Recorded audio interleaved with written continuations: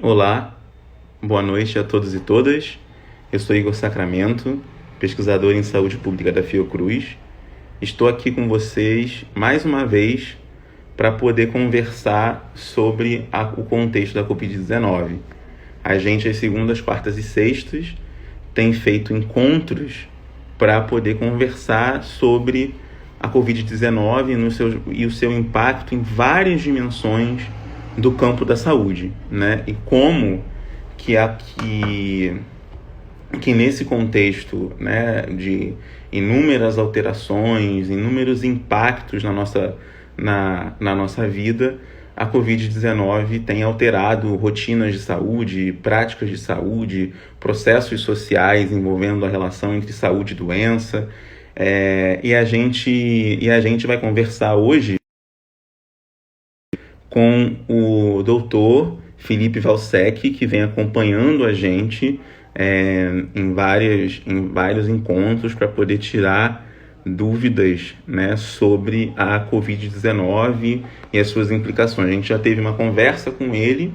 A primeira conversa foi entendendo um pouco como é que funciona os vírus, né, na história da humanidade, né, de que maneira os vírus se relacionam, né, com a história da humanidade. Depois a gente teve mais uma conversa com ele sobre como que os vírus, né, especialmente e as mutações, entender um pouco o coronavírus e a família, né, coronavírus, assim, os vários coronavírus, especificamente essa alteração, mutação genética da Covid-19. Estou aguardando aqui o Felipe entrar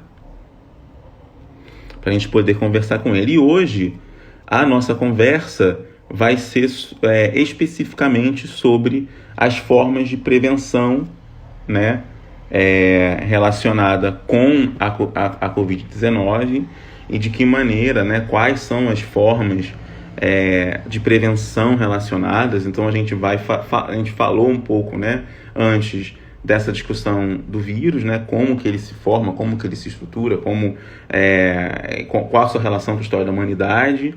E hoje a gente vai falar especificamente das formas de prevenção. O Felipe vai tratar para a gente dessas formas de prevenção, a questão da quarentena, lockdown, necessidade disso, e tirar dúvidas, que algumas dúvidas ficaram da última live. Vou convidar o Felipe para entrar aqui na nossa conversa.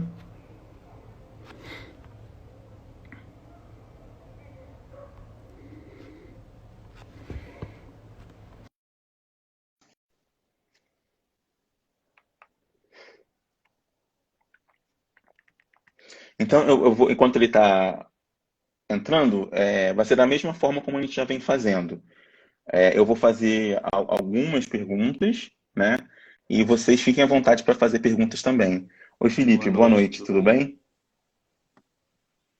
Tudo bem. Muito obrigado pela sua participação mais uma vez para a gente discutir e refletir sobre esse assunto, esse tema tão importante para a saúde pública do país, né? E do mundo, que é a questão da Covid-19, do coronavírus. É, então a gente vai conversar. Você tá me ouvindo? Tá, tá. Você tá me ouvindo?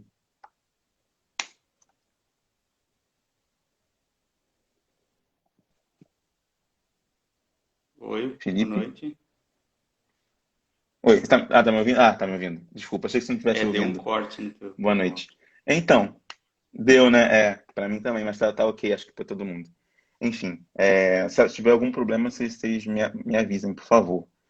Bom, é, então, algumas perguntas que ficaram do nosso encontro passado, né? Algo que não deu tempo, foi um papo muito produtivo, né? Importante que a gente discutiu, mas algumas perguntas ficaram. Queria que você falasse um pouquinho antes da gente começar, né? Só para uma breve resumida, né? O que que é o coronavírus, né?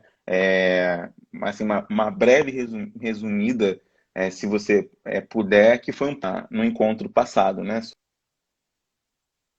sobre o coronavírus, o que que ele é, como é que ele, enfim, que se você puder resumir um pouquinho para Sim, gente. claro. O coronavírus é de uma família grande, né? Da família Coronaviridae. Ele tem uma família de quase 200 vírus, né?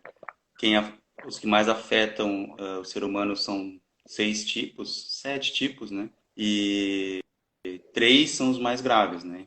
Então, os outros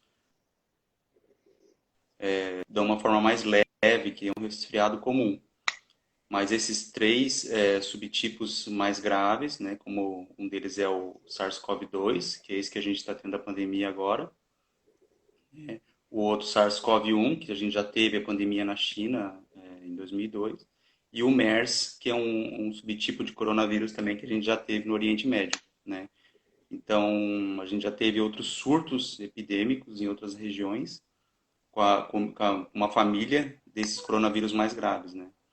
Então, esse que está nos abatendo agora é um subtipo novo dessa família, né? Então, por isso que a gente não tem imunidade contra ele ainda, né?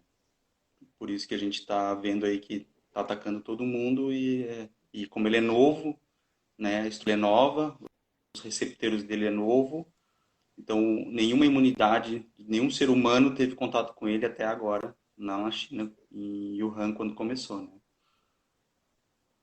Uhum. Tem um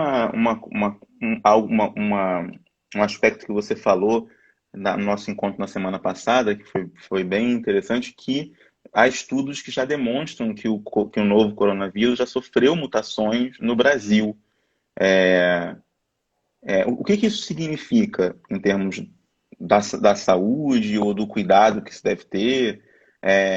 Inviabiliza a produção de vacina, por exemplo? Esse coronavírus, na verdade, já sofreu mais ou menos quase 200 micromutações, desde que ele saiu da China, né? Passou pela Europa, pelos Estados Unidos, chegou na América do Sul, pelo Brasil também, e outros países. Na África também, ele já está afetando bastante.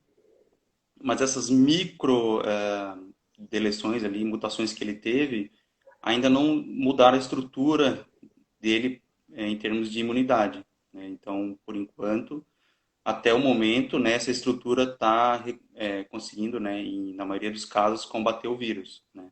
Então, não tem essas micro alterações não criaram um vírus novo, né? O que poderia acontecer, ele ter uma mutação muito grande e a gente ter um subtipo novo de vírus. Isso não ocorreu ainda. Ele tem micromutações tão pequenas que não afetaram a estrutura Uhum. original dele em termos de a gente classificar ele como um novo vírus.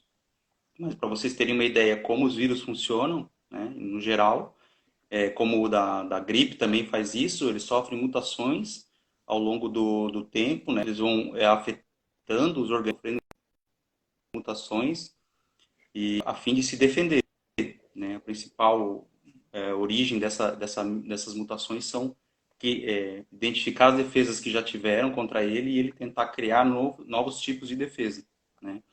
Então, a função dessas mutações é essa, tá? É tentar criar novos mecanismos de ataque e barreira contra a imunidade para ele continuar a ação dele em diversos organismos, né? Não só no ser humano, né? Uhum. Uma nessas micromutações, como você bem disse, que eu lembro um paralelo que você fez que é muito interessante, que a vacina contra a gripe, a influenza, digamos assim, comum, né, a gripe que a gente entende mais recorrente, ela sempre se altera considerando as mutações da própria vacina, da própria Isso, influenza comum, isso. né, digamos É, assim. Você acha que é possível com uma vacina para coronavírus? É possível que isso também aconteça? Ou não? o que Ainda acontece é não que se dá para dizer isso, isso. o vírus da gripe, ele sofre mutações maiores, né? Todo ano ele sofre mutações grandes e às vezes trocam os receptores da membrana dele.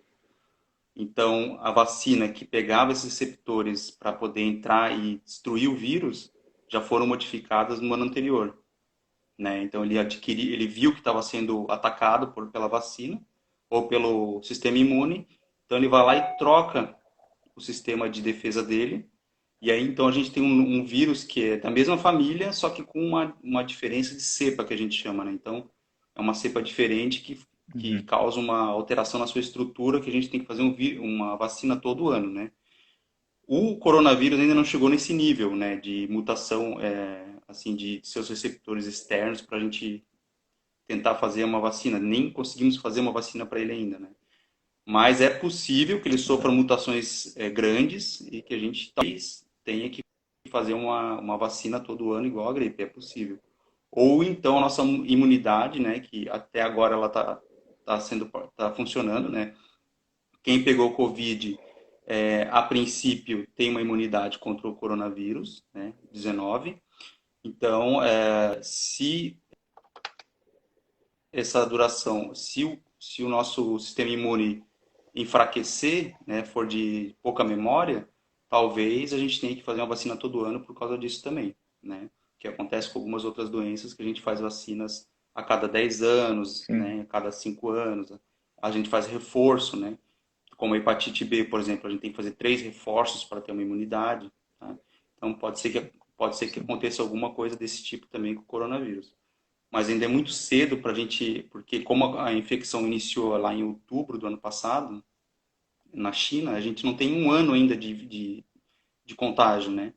Então a gente ainda tem que esperar para ver se perdura essa imunidade por mais tempo, né? Então isso que os estudos estão fazendo. A gente vai ver se o IgG, né, que é a memória de longo prazo do vírus, né, se ele se mantém por mais tempo. Uhum. Uma das coisas que que é interessante que você falou aqui, que acho que é bom a gente destacar, é o desconhecimento ainda sobre esse vírus, ou melhor, um conhecimento em processo, né? A gente está conhecendo da ciência como é que funciona esse vírus, como é que ele se dá.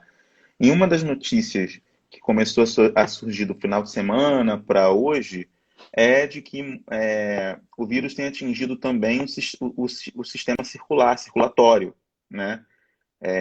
Então, há muitos relatos de pessoas com necessidade de anticoagulante, não sei, coisas que, aspectos que em geral a gente não estava considerando sobretudo uma síndrome gripal, que apresentava um quadro, um dos mais graves de uma pneumonia muito aguda e etc. E a gente vem observando também que há casos, né, de necessidade de anticoagulante,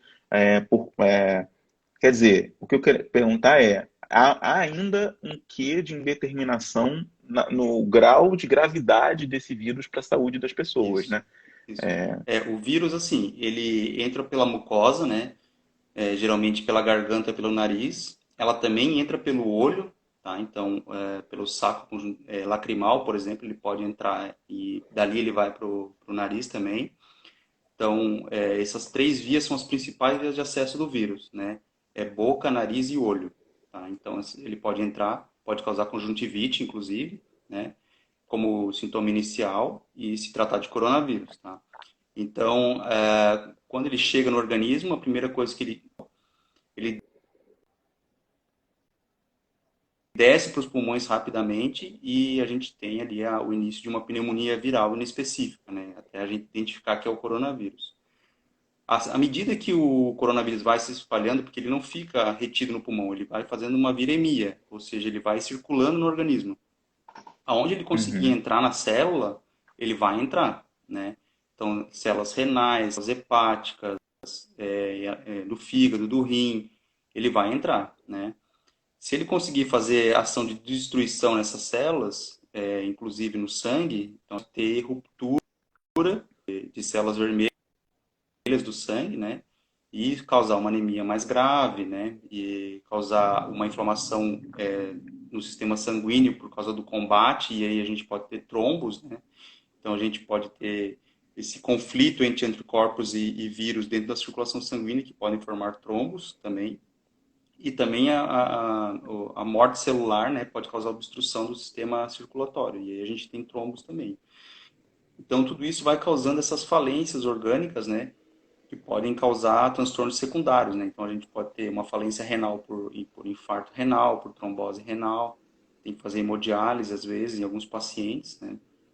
A gente pode ter trombose pulmonar, a gente pode ter trombose das artérias hepáticas do fígado, né?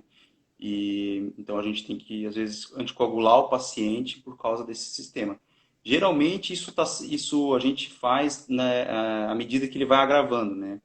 A gente tem várias fases da doença, né? Na fase um geralmente é a fase respiratória. A gente não está usando heparina em todos os pacientes, tá? Porque a anticoagulação já está plena sendo usada anteriormente, então esse paciente pode sangrar mais ainda. São casos específicos que a gente seleciona, né, para anticoagular. E dependendo do caso, da gravidade, a gente vai aumentando essa dose de anticoagulação, né? E muitos também vão para a hemodiálise, né? Não é só uma síndrome respiratória quando ela chega na sua fase mais, né, mais aguda, né? Quando ela fica mais grave e mais aguda, já estão vários envolvidos, né? Então já está fazendo disseminação sistêmica no organismo, né? Então a gente tem que cuidar do fígado, do rim, do baço, do pâncreas. Então a umidade se dá por isso, geralmente, né? Cadeia de eventos aí em cascata. Uhum. O Jorge fez uma pergunta aqui que tem sido muito recorrente, né? A utilização da heparina como profilaxia, né? Como forma de prevenção. É, Você poderia falar um pouco disso? a heparina como profilaxia a gente só pode usar se for a gravidade do caso. Se a gente vê que ele vai entrar em uma coagulação que a gente chama de disseminada, a gente até poderia usar, mas é que a gente tem que ver cada caso. Tem pacientes que já tem falência hepática, a gente pode piorar o quadro se a gente fizer uma introdução de anticoagulação muito plena, tá? Então, depende de cada caso, tá? A gente não usa profilaticamente em todo mundo, tá? Porque o índice de sangramento pode ser aumentado, então não é recomendado assim, é recomendado do paciente internado, tá? Não se usa ela rotineiramente, não, tá? A gente tem que fazer isso de caso a caso. Eu acho que fica uma das tônicas, assim, das nossas conversas, né? Tem sido justamente essa, não existe cura milagrosa, né? Não existe um remédio milagroso que vai, acho que nesse momento, embora haja expectativa muito grande, uma ansiedade de todos nós, mas não é preciso ter muita cautela, né? A gente já várias drogas já foram testadas, a cloroquina mais uma vez, agora a heparina, enfim, e elas precisam ser usadas com muita cautela, Isso. né? Porque elas podem ter A outros agravos. gente tem, por exemplo, a cloroquina, a hidroxicloroquina, que é da mesma família, elas são usadas para malária, principalmente, né? E está dando um ótimo resultado em alguns estudos, né, com pacientes para o COVID, mas ela causa uma arritmia cardíaca muito importante, né? Já teve pacientes que faleceram de arritmia tentando tratar o COVID, para vocês terem uma ideia. Então, assim, ela é altamente tóxica, né? Por isso que a gente, paciente que usa cloroquina, hidroxicloroquina, sabe que ela tem que fazer exames hepáticos rotineiramente, que a gente usa também para outras doenças, para tentar ver se ele não está em nível tóxico. Então, a gente tem que tomar bastante cuidado, né? Não é para sair tomando cloroquina que não vai evitar que vocês estão se beneficiando da cloroquina, tá? Tem pacientes que estão sendo tratados com cloroquina e não curaram. Então, isso é importante dizer que teve Uhum. pacientes que fizeram um tratamento pleno de cloroquina, internados na UTI e mesmo assim faleceram. Tá? Então, para vocês terem uma ideia. Mas sim, ela é um ótimo agente também no suporte, né? Outros medicamentos, principalmente antivirais para o HIV, estão sendo usados com bastante sucesso, tá? O que é uma boa também. Mas assim, a gente não. São casos selecionados também, nem todos estão, né? Cada um responde de uma maneira, né? Então a gente. Cada paciente está respondendo a uma substância diferente às vezes. Então a gente tem que tomar bastante parcimônia com o uso delas, né? Nenhum deles é o remédio assim final para o COVID, tá?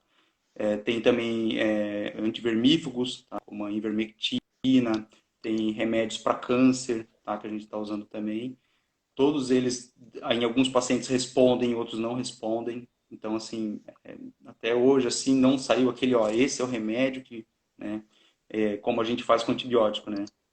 Ah, então a amoxicilina é boa Uhum. para amidalite, né? Então, assim, não, até hoje não saiu nenhum medicamento nessa linha que eu possa dizer assim para vocês, olha, eu tenho certeza que esse remédio vai funcionar, tá? Então, nem esses que vocês escutam mais, tá? Nenhum deles deu certeza de cura até hoje, tá? É um caso selecionado. Cloroquina, ivermectina, remédios para câncer, para HIV, cada caso está sendo investigado, tá? Não existe nenhum deles, dá para dizer que a gente vai ser o remédio que vai curar o coronavírus, tá? Nenhum. Sem querer assustar as pessoas, mas é um paralelo que, pensando na história da saúde das doenças, é um paralelo que não dá, não tem como não fazer. E quando a gente faz paralelo, a gente não faz, não é uma comparação, né? E você fez necessariamente. Um paralelo é mostrando experiências do que aconteceu no passado e tentar entender um pouco o que a gente está vivendo no presente. Você fez um paralelo muito interessante com os tratamentos experimentais em HIV/AIDS, Uhum. né? Que muitos pacientes e pessoas com HIV/AIDS foram submetidas, por exemplo, a tratamento como diálise, como quimioterapia, radioterapia, na tentativa, naquele momento, de, em alguns casos, com algum sucesso, né, mesmo naquele momento, e outros que acirrou a proximidade da morte, né? Então, é um pouco que você falou nesse momento, muita parcimônia. Outra coisa que eu recebi, e aí eu vou fazer minha pergunta também, mais uma, que eu recebi para o WhatsApp, pessoas, e você falou da amoxicilina agora, pessoas usando antibiótico, que tinha em casa, o médico passou antibiótico para mim, então eu vou tomar antibiótico. E eu respondi, mas antibiótico é para bactéria, estamos falando de um vírus. É, Quer dizer, então tem uma questão, né, que às vezes as pessoas se automedicam por conta de que ouviu dizer, vou tomar esse remédio que é mais forte aqui para ver se. Fala um pouco dos prejuízos que pode ter essa automedicação, que às vezes até é difícil ficar. Essa divulgação, né, desses estudos tão preliminares pode acabar, mesmo que não seja a intenção, pode acabar forçando, né, ou induzindo uma Sim, automedicação, né? sim. Assim, no começo teve a azitromicina, né, que é um antibiótico muito usado para infecção respiratória. Ela é uma quinolona, então ela, assim, a família dela tem alguma resposta às vezes, né, no mecanismo inflamatório e por isso ela ajudou, né, junto com outras drogas, né. Mas assim, outros antibióticos até foram testados, né, nenhum deu nenhuma resposta assim que valesse a pena, para vocês terem uma ideia, nenhum, né. Porque realmente o vírus não responde a antibióticos, tá, em geral. Essa azitromicina fez um mecanismo indireto, na verdade, né? Ele não combatia o vírus de frente, né? Não existe nenhum antibiótico que combata o vírus de frente. O que acontece geralmente que os médicos assim começam a tratar com antibiótico é porque até você testar o coronavírus pode ser uma infecção bacteriana, pode ser uma pneumonia bacteriana, a ânsia de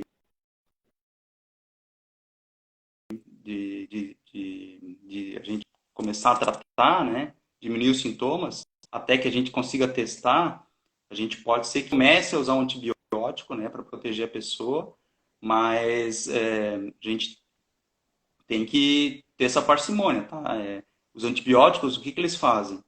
Eles podem tratar a doença bacteriana, mas eles varrem também toda a tua flora bacteriana normal. Tá? Eles matam, por isso que as pessoas têm diarreia geralmente quando tomam antibiótico, porque você acaba com todas as bactérias boas do seu intestino, tá? Porque ele não seleciona, ele vai matando tudo que é bactéria, as boas e as Hum. ruins. Então, esse mecanismo é muito prejudicial para a saúde, né? Então, por isso que eu falo para vocês assim, antibiótico a gente usa em última instância até para infecção respiratória. Às vezes é uma infecção leve Exatamente. que não precisaria usar antibiótico, que o teu corpo vai conseguir combater. Mas as pessoas, por ânsia de melhorar rápido, né, elas vão lá e tomam antibiótico. Mas sempre lembrando, ela destrói a flora vaginal, ela destrói a flora do intestino, e aí as pessoas têm diarreia, têm candidíase, né? Então, esse quadro se agrava por causa disso, né? Uma ânsia em tratar rápido uma coisa, ou então fazer uma profilaxia que não tem base científica nenhuma, como é o caso do coronavírus. Tá? Não, Então, nenhum. é, E é muito curioso isso que você está falando, e eu observei, e venho observando há algum tempo, mas nesse caso fica mais evidente o quanto que as pessoas, por não haver no Brasil uma política de descarte de medicamentos, né, o que fazer com o medicamento quando sobra? O médico passou o antibiótico, mas era para usar tantos, 5, vamos supor. Mas na caixa que você comprou tinha 25, 20. Então, o que que fazer? Então, tem um processo de automedicação que as pessoas acabam usando sem necessidade. Estou com uma dor na garganta, toma antibiótico, porque que naquele momento fazia algum sentido a utilização e não faz mais. Então, isso que você falou é muito importante, assim, o cuidado que se deve ter com a automedicação. A medicação ela deve ser feita com acompanhamento de profissional, né, de saúde qualificado para isso, né, o médico especificamente, né. Então, tem algumas perguntas aqui. Tem uma outra pergunta que foi do Diego, que eu deixei passar, também falando da questão das, né, medidas preventivas e automedicação, a questão do uso da vitamina D, boldo, enxágue bucal. Eu recebi no grupo da minha família em 5 vídeos. É, pessoas diferentes da minha família, no grupo e pessoas diferentes. É, não sei se é disso que o Diego está falando do enxágue bucal, mas eu recebi acho que as pessoas devem ter recebido, água morna, metade do limão e bicarbonato de sódio. Não sei se as pessoas receberam esse vídeo. E a minha resposta, mas eu queria a sua, a minha resposta era, olha, se fosse tão simples assim combater o vírus, a gente não estaria vivendo uma das maiores catástrofes, né, sanitárias do mundo, né, mas das maiores pandemias do mundo. Mas queria que você falasse um pouco do que você também, como médico, tem recebido, né, de dúvidas das pessoas, um pouco nessa ansiedade que a gente vem falando, né, dessas curas milagrosas e receitas mágicas que alguém isso, vamos diz. lá. Tá rolando muito esse negócio de fazer gargarejo, que pegaria o vírus na garganta antes de entrar, né?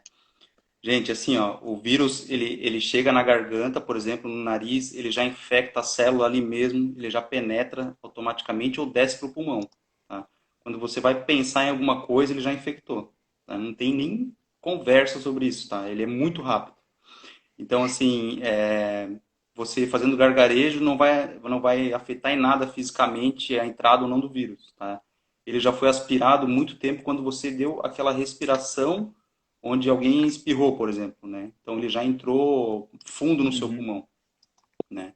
Então, assim, é bobagem, tá? Se falarem que tem um Stanford da Universidade College de Londres falando que isso aí é bom, tá? Eu li o artigo, inclusive, tá? Que mencionaram sobre esse gargarejo, tá? É falso, tá? É fake news. Não acreditem em tudo que vocês leem, tá? Água morna não serve para nada. Água morna, para vocês terem uma ideia, no hospital, às vezes, tá? Então, assim, não serve, não Uhum. tem Uhum. nada cientificamente comprovado que a água morna vai ajudar em alguma coisa, tá? Assim, vitaminas, chás, elas são boas, claro, você toma um suco de limão, de laranja, você vai ter mais vitamina C, né? Mas isso, assim, se a sua alimentação for normal, né, não vai ter nada que vai bombar o seu sistema imune, tá? Seu sistema imune, ele é alguns pilares, tá? É boa alimentação, exercício físico, sono, estresse, tá? Tudo isso afeta o sistema imune. Então, se isso é mais ou menos regulado no seu dia a dia, se você come fruta, se você come verdura, se você faz algum exercício, 3 vezes por semana, que seja, tá? Então, se dorme bem, é isso que vai fazer com que todos os mecanismos bioquímicos produzam anticorpos, né? Tanto que no envelhecimento a gente tem uma redução de anticorpos, tá? Por isso que é um fator de Uhum. risco ser idoso, né? Então, se você tomar muito, eu vou tomar um polivitamínico e isso vai me proteger, tá? Você vai fazer um xixi cachorro, tá? Porque você vai para polivitamínico, mas se você já se alimenta razoavelmente bem, o organismo não vai adquirir aquelas. Tá? Então tem gente que fica gastando muito dinheiro em coisa que não resolver. Se fosse assim, né, vitamina C e vitamina D, se a gente comprasse massa, ninguém ficava infectado, né? A gente já tinha usado ela muito antes preventivamente.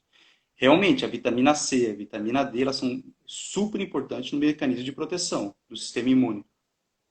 Mas se você toma sol, pega sol, se alimenta bem, se você não faz isso, você toma prescrita pelo seu médico, você vai estar protegido razoavelmente, né, com a sua imunidade bem, tá?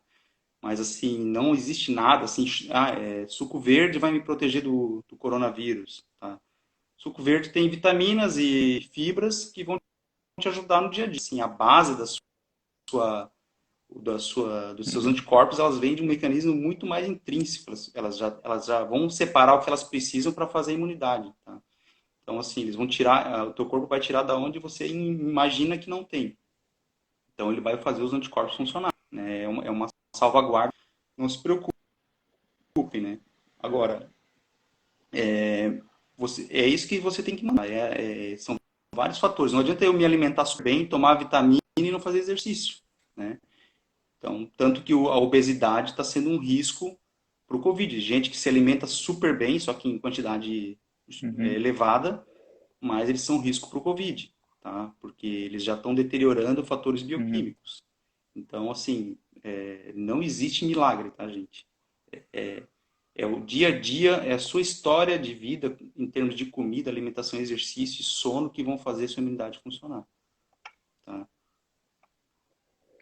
É. E é uma questão também que você falou que é claro que se as pessoas mudem agora de comportamento alimentar ou de saúde, hábitos de saúde, é importante até mesmo para o futuro, né? É, da sua história imunológica, de saúde, etc. Mas não é, como você bem falou, não é garantia. Faço muito exercício, tenho boa alimentação, e não é garantia, estou livre do Não, vírus, né? Isso não é garantia, né? Ele é importante no modo como o seu corpo pode responder a uma infecção né, pelo novo coronavírus, como você bem destacou. Isso é bem importante também, né? Que as pessoas, que eu estou vendo assim, várias pessoas, vou correr. Então, na verdade, ela pode estar mais contribuindo para a disseminação do é, vírus do que. não adianta. O vírus ele vai infectar se ele quiser. Você super saudável não, tá? Isso é independente. Como o seu Isso, sistema vai reagir a isso. essa infecção, vai ser quase um sorteio, tá? Se a carga viral for muito alta, a gente tem pessoas super saudáveis, tá? Eu tenho colegas médicos em São Paulo, por exemplo, que faleceram com Covid e que não tinham nada, né, tá? Mas a carga viral foi alta, né? Que eles receberam. Mas são pessoas que são super saudáveis, fazem corrida, participam de campeonato, comem super bem.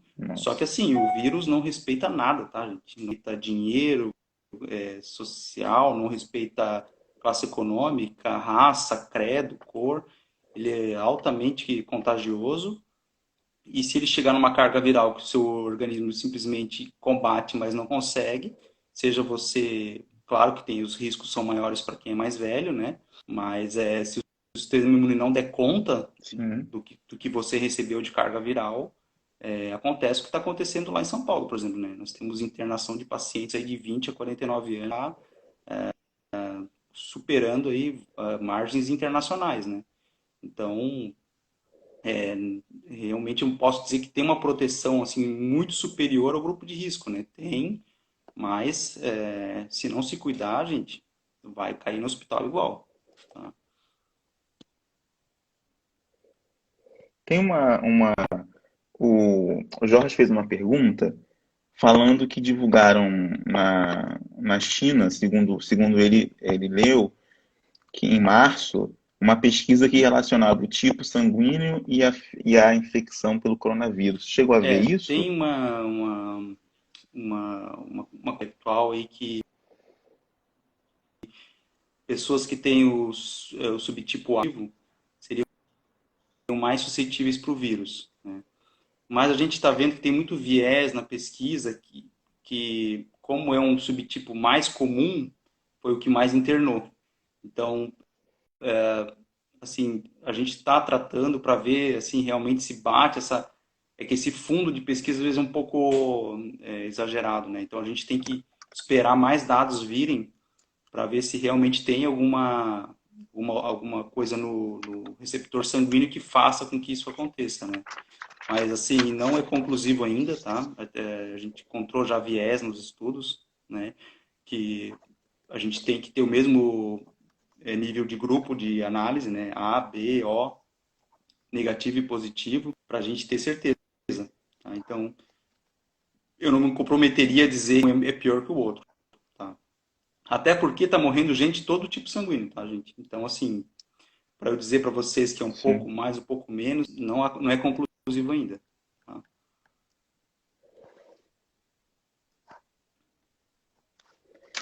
Uma, uma, é, Desde a semana passada, começou um processo que tem sido considerado por vários especialistas como inevitável no Brasil, especialmente por um comportamento muito dúbio, né, das políticas públicas em relação ao Covid-19, em relação à quarentena, ao isolamento, uma certa flexibilização, né, do isolamento, uma discussão relacionando com a questão econômica e os problemas econômicos, etc.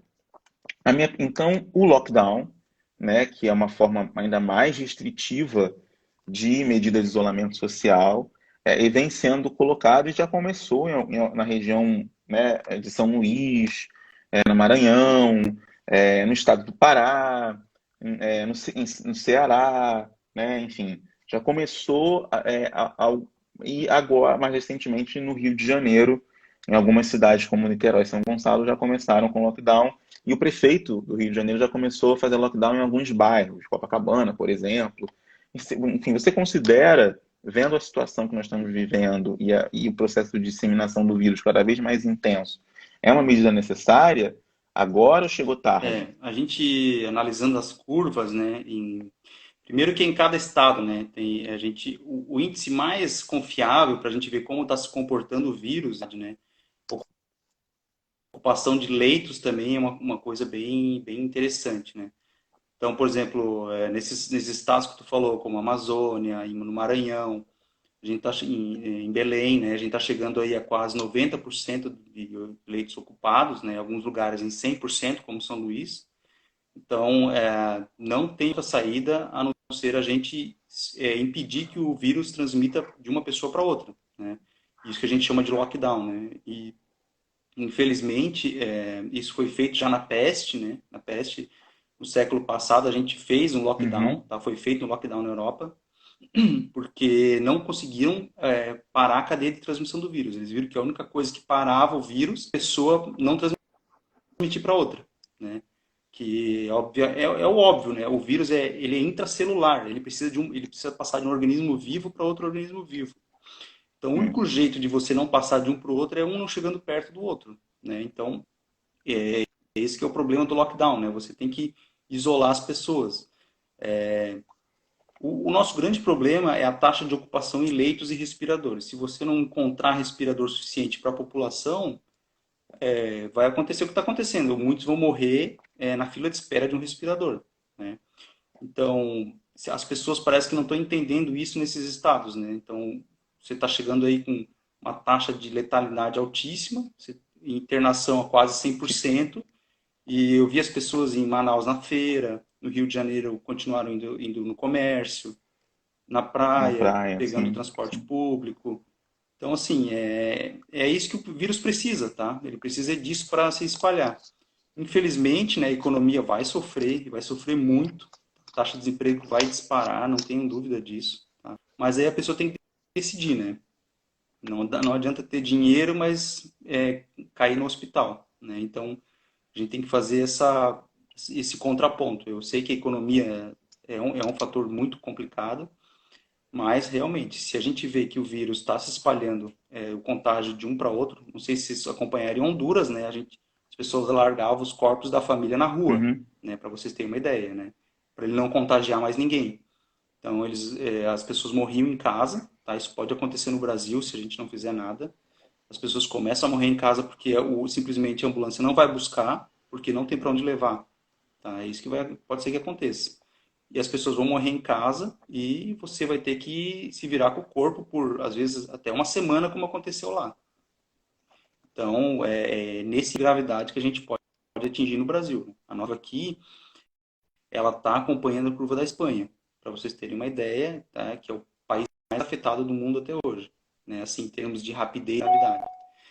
Então, a gente está copiando o norte da Itália, a gente está copiando a Espanha, tá? A gente está acompanhando Nova York, tá? A gente vai chegar se a gente não fizer nada.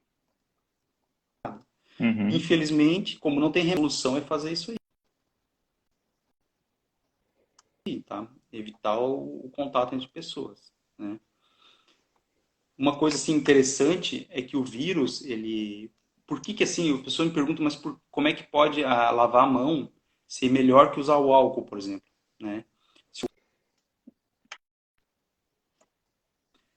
Assim, é importante dizer assim, não há nada que mais mata o vírus do que o sabão, tá?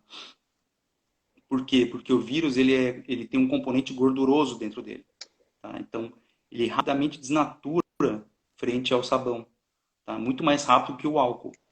Então, lavar com água e sabão, sem dúvida, até hoje é a melhor medida que existe preventiva para o Covid, tá? Por incrível que pareça, tá? Não tem vacina, não tem remédio, não tem nada. E o que mata o vírus rapidamente é água com sabão, tá? Então, até as máscaras vocês podem lavar com água e sabão, água aquecida é melhor, né? Não precisa de alvejante para máscara, tá? Aquecendo ela a 60 graus, água com Uhum. sabão, mata o vírus, né? Na máquina de lavar, nessas condições mata o vírus.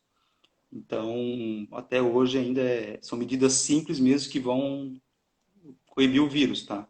Não tem nada ainda que a gente possa dizer, tá? Higienização E aquilo que a gente falou do vírus do HIV, né? Eu espero que a gente nele, né? Porque a gente está Uhum. aí há 30, 40 anos sem Também. nenhuma cura para o HIV, tá? Pode acontecer isso com o Covid também, tá, gente? Tá certo que a taxa de letalidade É. dele Sim, não se compara com a do HIV, né? Mas, em termos de surto, ela é maior, né? Mas ao longo do tempo, ela não é sim, tão grande. Mas a gente tem que pensar que isso pode ocorrer, né? Tanto que está tendo outras ondas de infecção em Wuhan, né? uhum, Então, assim, sim, é porque são pessoas que não pegaram o vírus, tá? Não são imunizadas, isso é bom falar, porque as pessoas que a gente que já curou e está pegando de novo, não é isso, tá, gente? São pessoas que nem todas foram infectadas, tá? Digamos aí que 80% foi, os 20% que não foram, ele não tem imunidade. Então, se alguém de fora tiver contato com eles, eles vão pegar, né? Então, vai ter uma nova taxa de infecção, tá? Eu sou bem pessimista em termos de vírus, e eu diria que ele vai circular aí até uns 2 anos, tá?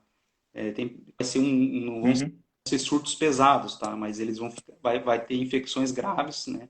Pelo coronavírus, o 19 ainda, por pelo menos uns 2 anos, tá? Então, vai ter aquele pico, né? Muita gente vai pegar, vai morrer, mas depois se estabiliza. Mas vão ter casos, que nem acontece com a gripe, né? Ao longo do ano, que vai matar bastante gente também, mas não vai saturar o sistema de saúde, tá? É isso que tá aparecendo aí Uhum. tem um ponto que você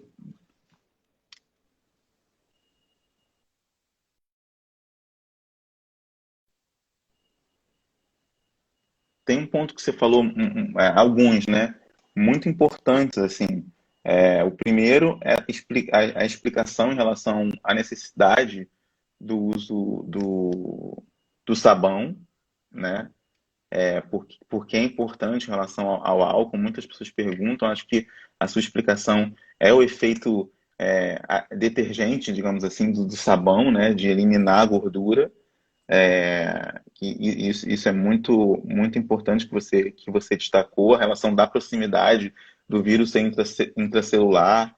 E aí eu vou fazer uma pergunta que Laura e Jorge fizeram simultaneamente. Acabou de sair, eu estava checando aqui, um decreto do presidente da República ampliando as atividades essenciais. E colocou como atividade essencial salões de beleza e academia. Você vê como, neste momento, como sendo seguro para as pessoas irem para salão de beleza ou para academia nesse momento? E quais medidas podem ser adotadas para a utilização desses serviços e desses espaços nesse momento que ainda no Brasil a gente está enfim, num momento muito agudo da disseminação do vírus? Eu vejo que isso é uma posição bem política, tá? Mais do que científica. A atividade física, ela é muito melhor se for feita ao ar livre, né? Então, seria muito melhor se fosse as atividades feitas ao ar livre, teria muito menos risco. As academias são muito fechadas, tá? Você tem muito contato com os aparelhos. Qualquer esquecimento de você passar o álcool no aparelho ou na sua mão é passível de você pegar o corona. Então, assim, por mais que eu sei que existe vontade de voltar a fazer, as políticas públicas tinham que ser voltadas para exercícios na área externa. Inclusive, as academias deviam fazer as atividades físicas, mesmo que seja de musculação, em ambiente aberto, né? Então, pegar os alunos e levar para fora, levar para a praia, né? Falar com a prefeitura, né? Ó, essa escola vai fazer aula nesse espaço, essa outra escola nesse outro espaço, no campo de futebol. Então, seria muito mais lógico, não diria nem interessante, né? Uma coisa óbvia, né? De que se a gente pudesse reservar Uhum. espaços para as academias fazerem em áreas abertas, Amplos. a transmissão seria muito menor, né? Infinitamente menor. Então, realmente, assim, não vejo como essencial de maneira nenhuma, né? É melhor você se exercitar na rua do que você correr o risco, né, de pegar um Covid num ambiente mais fechado ou principalmente por objeto, tá? A maior infecção que a gente É, tem quando ela não é é por por objeto. espirro ou por tosse, é objeto. Você toca no objeto e você põe a mão na boca ou na face, né? Que nem eu já falei, a gente coloca inconscientemente a mão no rosto umas 200 vezes por dia. Tá? Você nem se dá conta que está fazendo isso. Tá? Então, para você ter uma ideia. Então,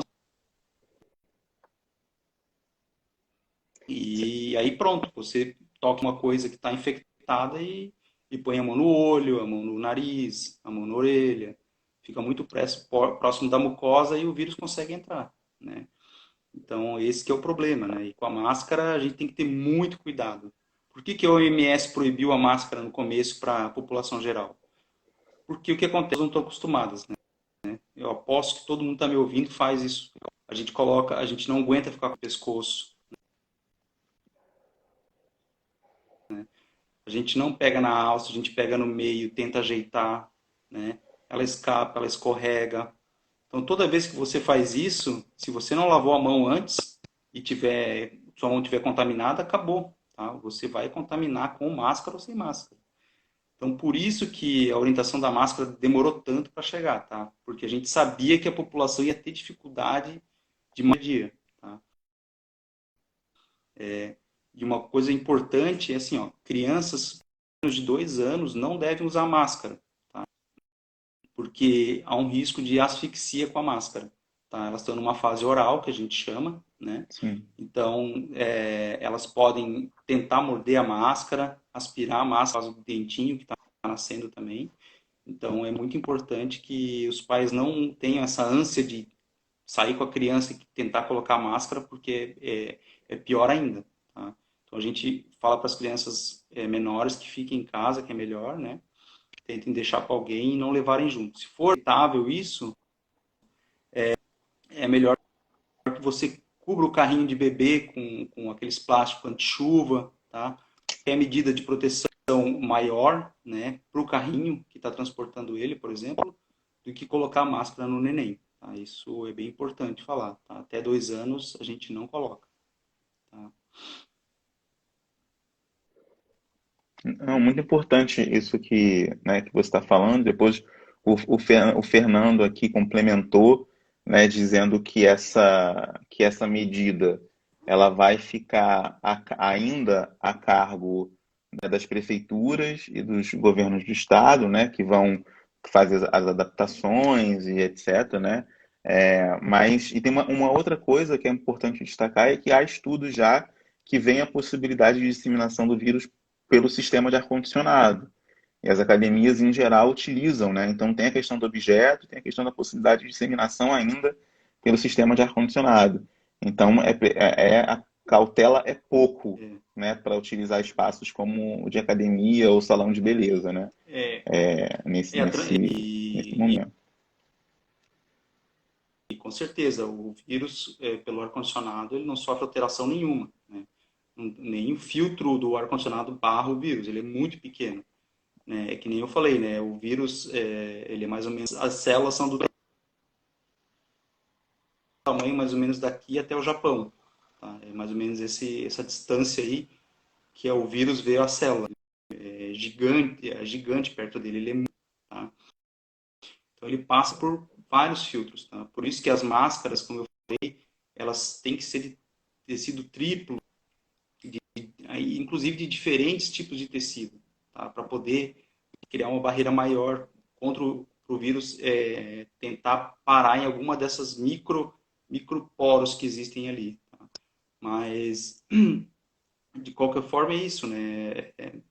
O vírus ele é altamente infectante, né? Então, quanto mais vocês ficarem em conjunto, mais a chance de infectar. Não adianta, né?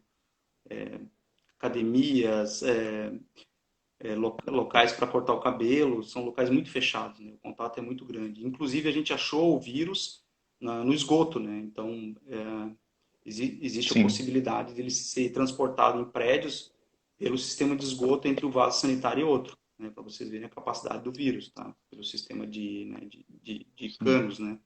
Então, ele foi encontrado ativo nas fezes dos pacientes, né? Então, ele infecta por fezes, né? Contato com fezes. Então, para vocês verem a capacidade dele disseminar, né? Ele é extremamente ágil e versátil, né? Muito mais que outros vírus, né? Sim. Uhum. Felipe, nosso tempo está acabando já. O Instagram está me avisando que o tempo está acabando. Muito obrigado pela sua participação. Esperamos contar com você em outros momentos, assim que possível. Muito obrigado mesmo. Então, a recomendação é para todos que fiquem em casa se puder e sigam todas as recomendações de higiene, né? Exatamente. E se cuidem, né, pessoal? Não vamos dar chance para o vírus, uma bobagem, a gente pegar ele. Né? Deixa o sistema de saúde Exatamente. tentar se regular, porque senão a gente vai saturar. Tá? Então, assim, se der, fique em casa. Com certeza. Fique em casa. Muito obrigado, Felipe. Um abraço a todos e todas que estão aqui com a gente. Obrigado, um Obrigado. abraço. Tchau, tchau.